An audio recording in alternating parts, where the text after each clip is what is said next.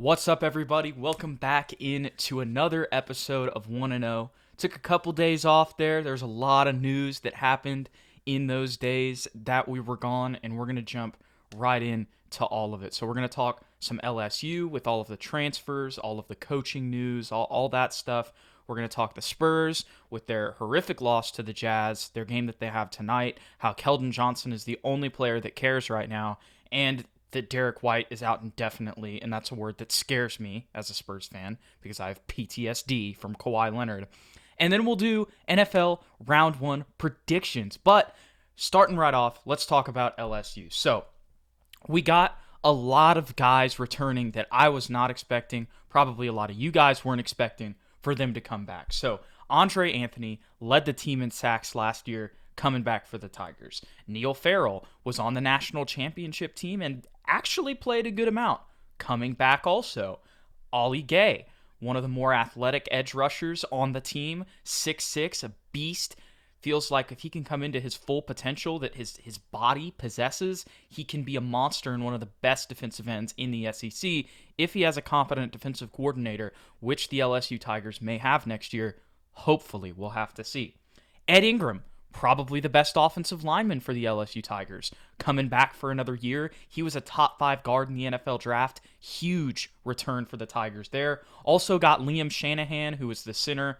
He had some issues, but with another year and hopefully better coaches, he'll get a year better. And really, that offensive line needs experience. They need somebody who's played in those games because they're still trying to build it in recruiting. We saw it with losing Tristan Lee and just other people that they're really trying to get. That's something that needs to be built up, so getting these guys back is huge. Also got Chasen Hines. So the entire interior of the offensive line for the LSU Tigers is coming back, and the majority of the starters on the defensive line are coming back. So getting the line of scrimmage to come back is huge because we knew that the LSU skill guys were going to be fine. Kayshon Boutte, SEC record, whether it's TJ Finley, Max Johnson, or Miles Brennan, you've got a good quarterback. Obviously, there's a whole nother conversation with those three, but you know that the receivers are good. You know what Derek Stingley can do. Even if he were to somehow opt out next season, which would suck. But I mean, I don't know, with the injury at the end of the year, we'll have to see. Regardless, you've still got guys like Jay Ward and Eli Ricks, who had pick sixes this year. Eli Ricks led the SEC in pick sixes. So you've got studs in the skill positions. I mean, even in safeties, you're going to have Sage Ryan coming in from the class, who was one of the top safeties in the country, the top safety in Louisiana. So even with Todd Harris and that safety position maybe not being as versatile as it's been in the past with guys like Grant Delpit, Tyrann Mathieu, and Jamal Adams, you're still going to get some of those 5-star guys that are going to come in and are going to be able to help next year immediately. So we knew this year that, well, sometimes, yes, the defensive line did kind of look like the strength. The secondary and the way that the defense was set up with Bo Pelini, I mean, there's a reason he got fired. Anybody who watched an LSU game knows this year that there was at least one play where there would be a dude just wide open down the field, nobody within 10 yards of him. So getting the defensive line back is good, but also we saw that those skill guys are going to be, one, put in a better position going into next year with a new coach, whoever that coach may be. But two, we saw them improve as the season went on. And then going back to the offensive line, there's nobody else there that really has experience. You've got some 4 or 5-star guys that are in the ranks, but they're more tackles, which is good because that's what you need. But on the interior, it was huge to get those guys back, especially Ed Ingram, who's probably now going to be like a first, second round draft pick after another year of development, getting better. So huge returns for LSU. But did get some losses too. And one of the losses, you're not even sure if it's a loss because there's just so much questions about it. But if you're an LSU fan like myself, you probably have already said, okay, Arik Gilbert's probably gone. He opted out of the season, and then he announced that he was entering the transfer portal. But then his name was never officially put in the transfer portal. And it's weird because you see him texting back and forth, or not texting, but tweeting back and forth with some LSU guys, and they're like, hey, we love you regardless, blah, blah, blah, and he's like, for life, dog, all this stuff. So you know you have a good relationship with the players. And now with the staff gone, you wonder if he's waiting to see what happens at LSU with the staff hires to maybe lure him back. That's probably a little bit of false hope. I think he's going to go back to Georgia. He was homesick. And also on his new Twitter account that he posted, he's only following one coach, and it's the running backs coach from Georgia, which I'm assuming is probably their recruiting coordinator or just somebody that he knows. So I'm assuming that he's going to the University of Georgia. Tell me what you guys think in the comments. But it is interesting that he announced that he was going to be in the transfer portal, and then his name gets removed from the transfer portal, and then he deletes those tweets. Little bit of hope for LSU fans. We're probably not going to have him back. But you love to see the little bit of hope that you can cling on to. Also, Jabril Cox going to the NFL. Completely understand that. I mean, he just wanted to prove that he can make some plays against some SEC defenses, and this year was just a lot. So he's going to be a draft pick regardless, at least third, fourth round. He's so athletic. He's a similar to an Isaiah Simmons type who can match up on some tight ends and some corners. So I don't blame him for leaving. Thanks, Jabril. I'm sorry that your season sucked, because if the defense had a competent coordinator and, everything else that was just similar to what an LSU team should look like, you probably would have had a much better experience. The reason you came here didn't happen the year that you were here, and that's just tragic for Jabril Cox. Glenn Logan is another guy who's also undecided. If he comes back on the defensive line, oh my gosh, that is going to be huge for the Tigers. But the good news is also they've got some defensive line guys that they've signed. I'm really excited to see what Landon Jackson from Pleasant Grove, Texas, up in Texarkana is going to look like. Pleasant Grove is a powerhouse in Texas, and on top of that, he's like 6'7". So I'm very excited to see what he looks like. I'm excited for this class with Garrett Nussmeier, Jack Beck, all those guys. I mean, it's gonna be a fun class here in a couple of years. 2021 is looking solid for the LSU Tigers. So let's talk about coaching rumors. There's not a bunch of confirmed stuff. There's not a ton of confirmed stuff, but there is buzz. And there's two things we know for sure. One, the LSU Tigers are interviewing Marcus Freeman for the defensive coordinator position. If you don't know who Marcus Freeman is, he's the defensive coordinator at Cincinnati, and he just kind of slowed down Georgia's offense for the first time in a while with players from Cincinnati. With that being said, Cincinnati's probably better than like a handful of Pac-12 teams. So we're not trying to disrespect them in any way. We respect the G5 on 1-0. But at the same time, it is a testament to just how good of a defensive coordinator he is, and I think that he's exactly what LSU needs. Will the Tigers get him? That is another question, and I really don't think so. That's who I would want to get. That's who I think Tiger fans would want to get.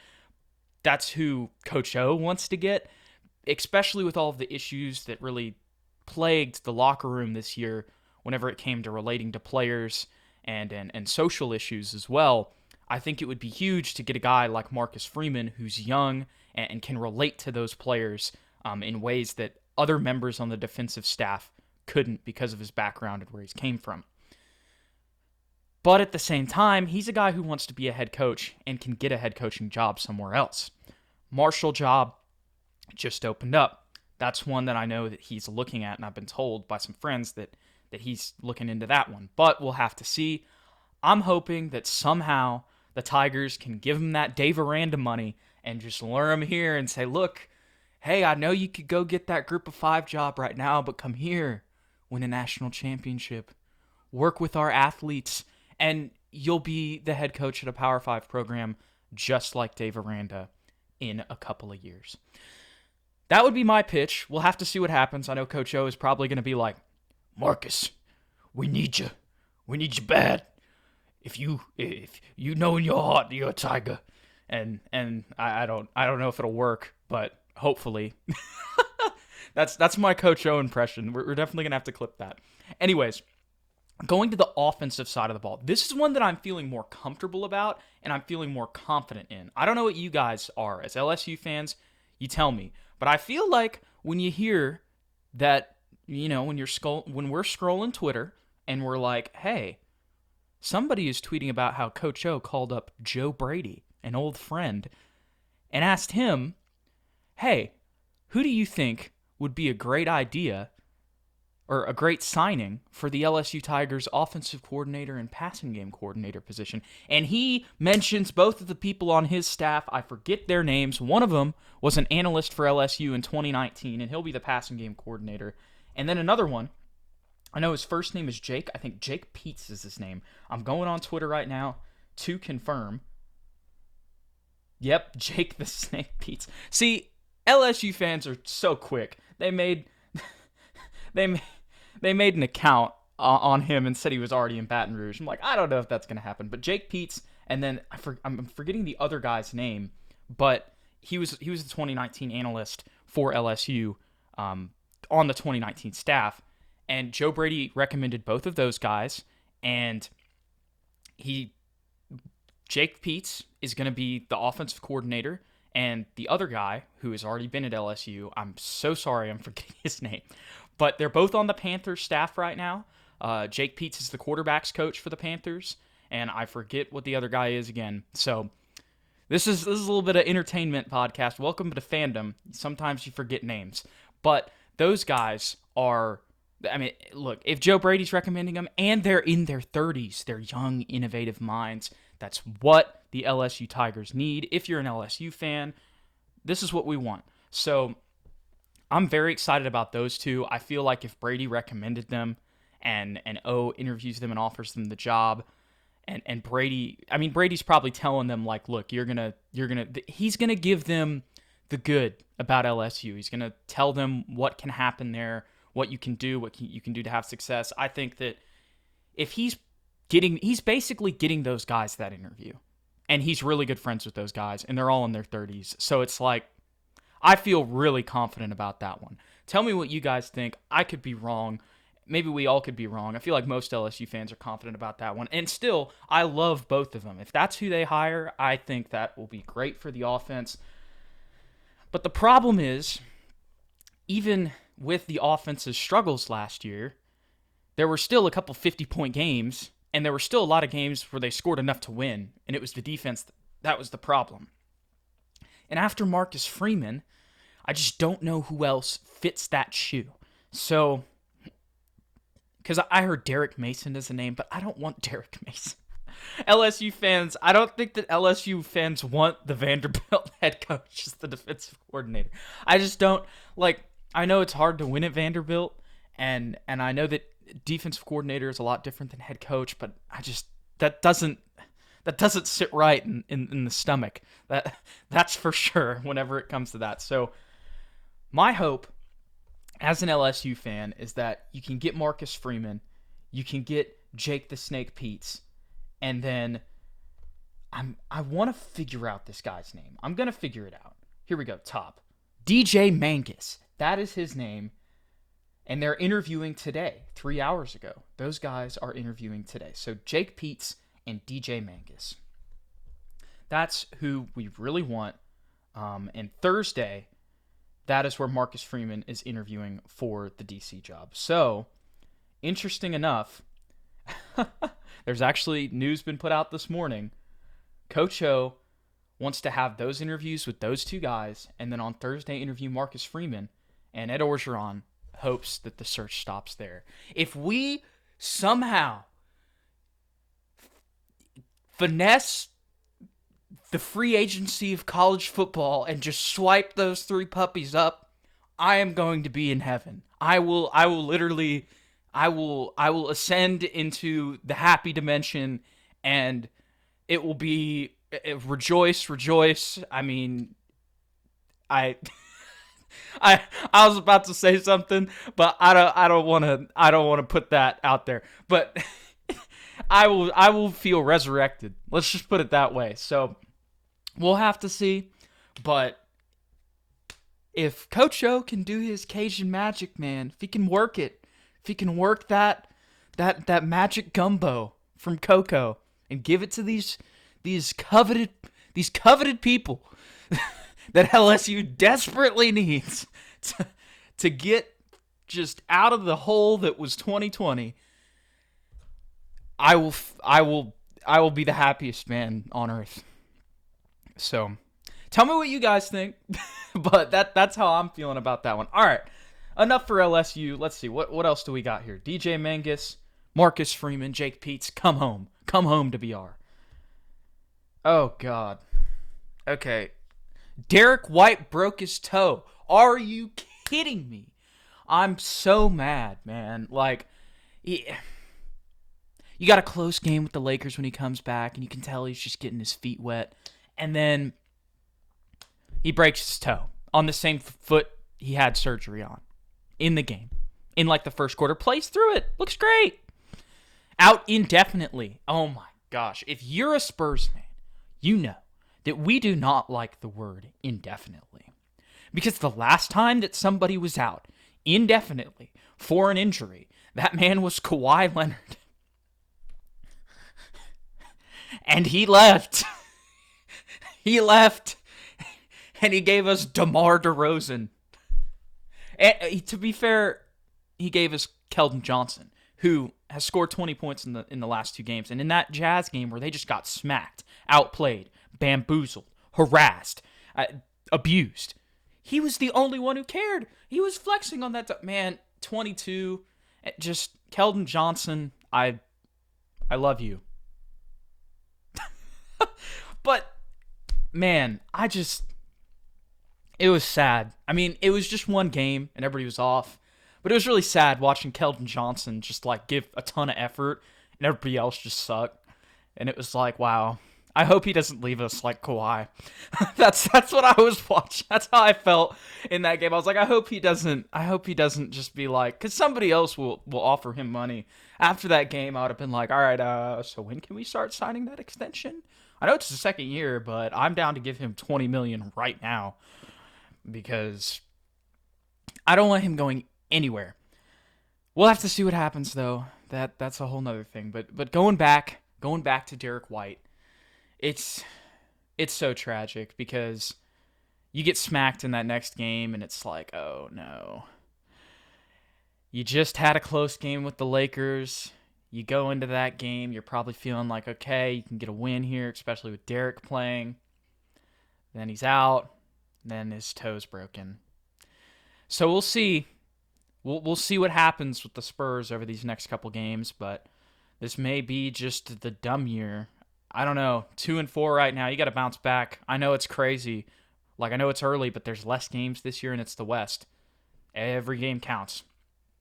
They got another game tonight. I haven't even looked at who they're playing.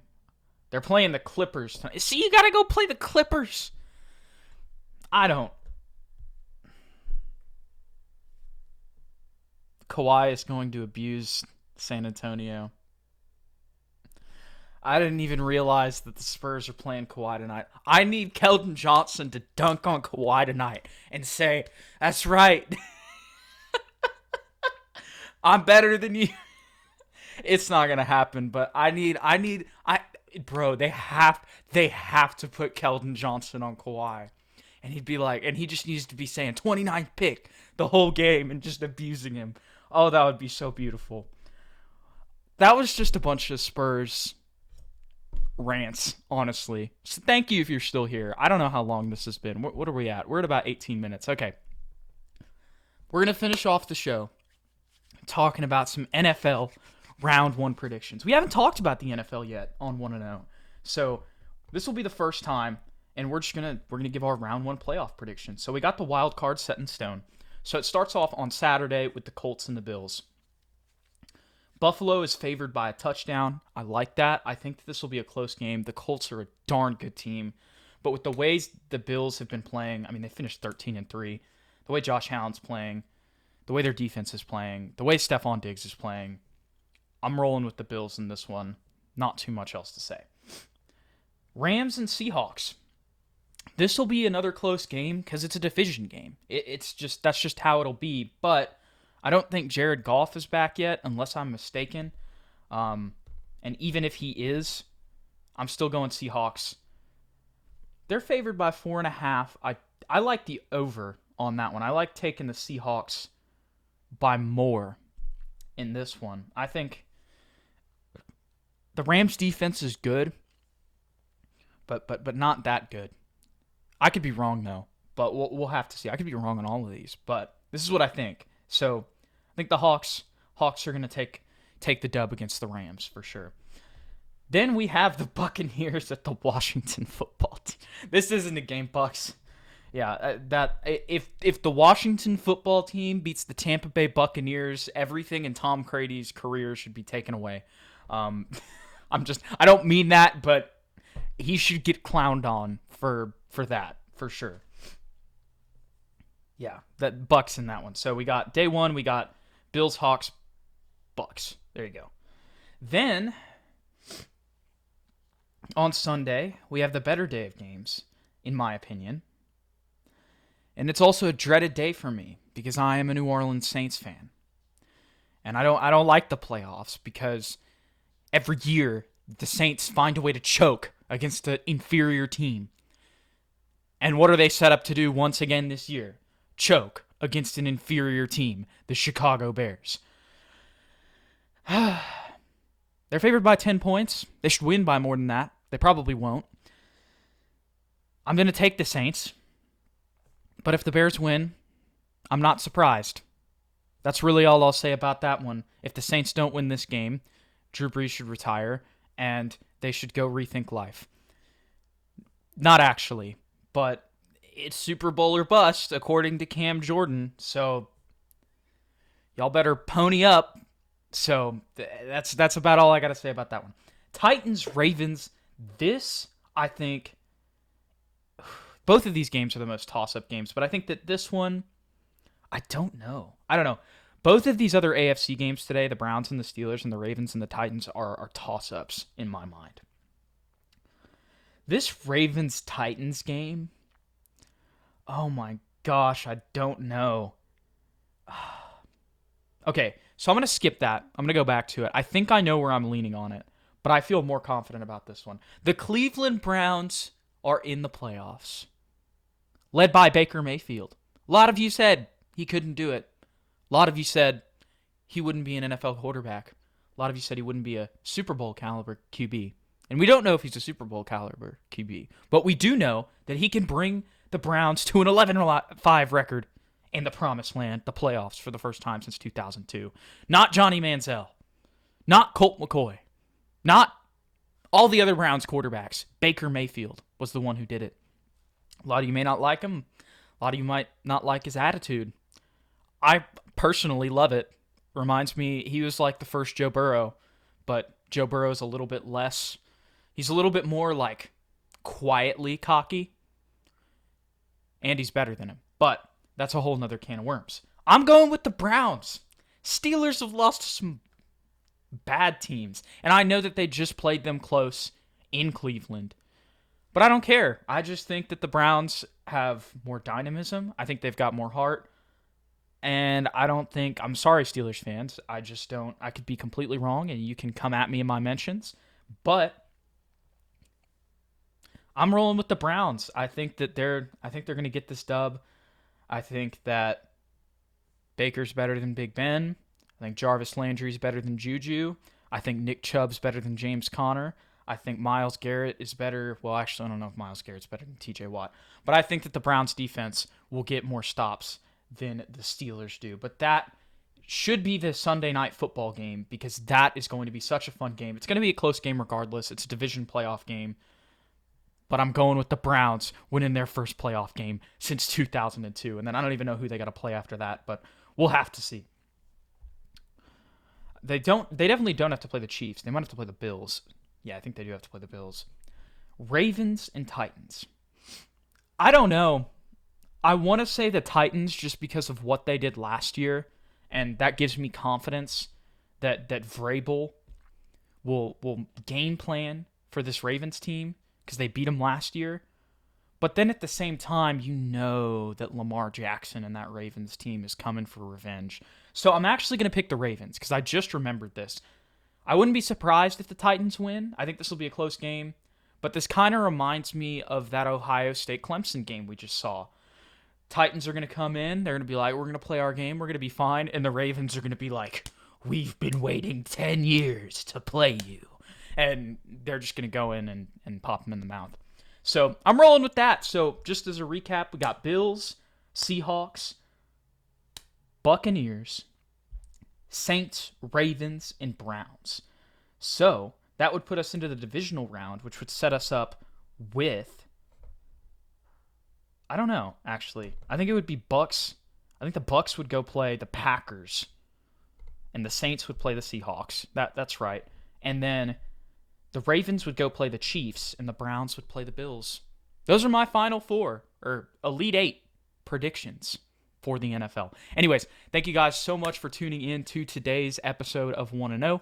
You've gone 1-0. Hit me up on Twitter at Jude McClaren. Any questions, any comments, any concerns, any disagreements, hit me up in the YouTube comment section.